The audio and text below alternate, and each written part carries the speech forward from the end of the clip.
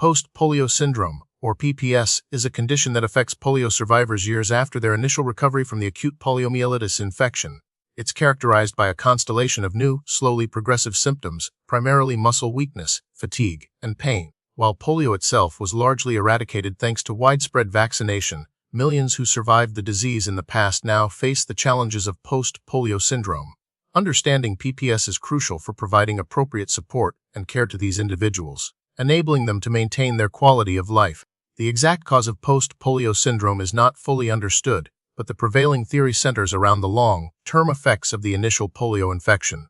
During acute polio, the poliovirus attacks motor neurons in the spinal cord, leading to paralysis. Survivors recover to varying degrees as remaining motor neurons sprout new nerve endings to reinnervate muscle fibers that were orphaned.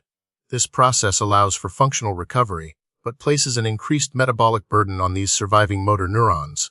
Years or decades later, these overworked motor neurons may begin to fail, leading to denervation of muscle fibers and the onset of new weakness and other PPS symptoms. Other potential contributing factors include chronic overuse of muscles, age-related muscle loss, and possible persistent low-level viral activity, although the latter is still under investigation. At the heart of post-polio syndrome lies a complex interplay of neurological and muscular changes. The initial polio infection damages or destroys motor neurons, the nerve cells responsible for controlling muscle movement. Surviving motor neurons compensate by sprouting new branches to take over the function of the damaged ones. This creates enlarged motor units, but these units are under considerable strain. Over time, these overloaded motor neurons begin to deteriorate and die off, a process known as motor neuron loss. This leads to muscle weakness, as fewer nerve cells are available to stimulate muscle fibers. Furthermore, changes in the neuromuscular junction, the site where nerve cells communicate with muscle fibers, may also contribute to muscle weakness and fatigue. This complex interplay of factors ultimately results in the characteristic symptoms of PPS. Post-polio syndrome affects a significant proportion of polio survivors. It is estimated that between 25% and 80% of individuals who contracted polio and recovered experience PPS later in life.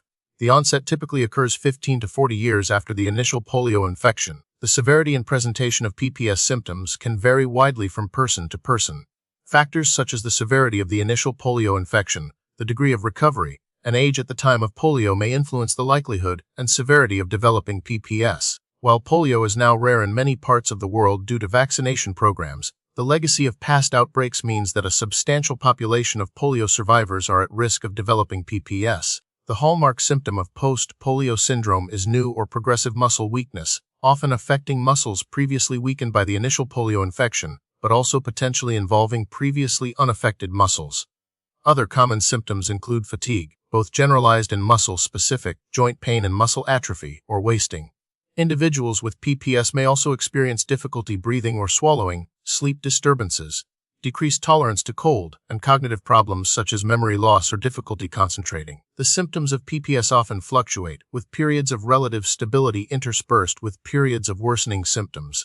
It's important to remember that the symptoms of PPS can significantly impact a person's daily life, affecting their ability to perform everyday tasks and maintain their independence. Diagnosing post-polio syndrome can be challenging, as there is no single definitive test. The diagnosis is primarily based on a careful review of the patient's medical history, a thorough physical examination, and the exclusion of other possible conditions. The diagnostic criteria typically include a confirmed history of acute paralytic poliomyelitis, a period of at least 15 years of neurological and functional stability, and the gradual or sudden onset of 2 or more of the following symptoms: unexplained muscle weakness, fatigue, muscle atrophy, and joint pain. Diagnostic tests such as electromyography, or EMG, and nerve conduction studies may be used to assess nerve and muscle function and rule out other neuromuscular disorders. Magnetic resonance imaging, or MRI, may also be used to evaluate the spinal cord and brain. It's crucial to seek evaluation from a healthcare professional experienced in diagnosing and managing PPS to ensure accurate diagnosis and appropriate treatment. While post-polio syndrome doesn't typically have distinct classifications or subtypes, it's important to recognize the variability in symptom presentation and severity. Some individuals may primarily experience muscle weakness, while others may be more affected by fatigue or pain. The specific muscles affected can also vary widely. Therefore, treatment approaches are tailored to address the individual's specific symptoms and needs. There is no cure for post-polio syndrome, so treatment focuses on managing symptoms and improving quality of life. A multidisciplinary approach is essential, involving physicians, physical therapists, occupational therapists, and other healthcare professionals. Physical therapy plays a crucial role in maintaining muscle strength and flexibility, while occupational therapy can help individuals adapt to their limitations and perform daily activities more easily. Pain management strategies may include medications, such as analgesics and anti-inflammatory drugs, as well as alternative therapies like acupuncture or massage. Assistive devices, such as braces, walkers, or wheelchairs, can help individuals maintain mobility and independence. Energy conservation techniques are also important for managing fatigue.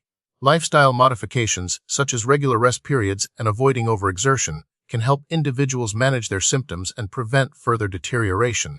While it's impossible to prevent the onset of post-polio syndrome in individuals who have already had polio, certain measures can help manage the condition and prevent further complications. Maintaining a healthy lifestyle, including regular exercise, a balanced diet, and adequate sleep, is important. Avoiding overuse of muscles and joints can help prevent fatigue and pain. It's also important to manage any underlying health conditions, such as diabetes or heart disease, which can exacerbate PPS symptoms. Regular check-ups with a healthcare professional experienced in managing PPS are essential for monitoring symptoms and adjusting treatment plans as needed. Vaccination against polio is the primary preventative measure against contracting the initial polio infection. The prognosis for individuals with post-polio syndrome varies widely. While the condition is not life-threatening, it can significantly impact quality of life. The progression of PPS is typically slow and gradual, but some individuals may experience periods of rapid decline. Research into PPS is ongoing, with a focus on understanding the underlying mechanisms of the disease and developing new treatments. Some studies are exploring the potential of medications to improve nerve and muscle function, while others are investigating the role of inflammation and immune system dysfunction in PPS. Further research is needed to develop more effective treatments and improve the long-term outcomes for individuals with post-polio syndrome. Staying informed about the latest research and advances in PPS can empower individuals to take an active role in managing their condition.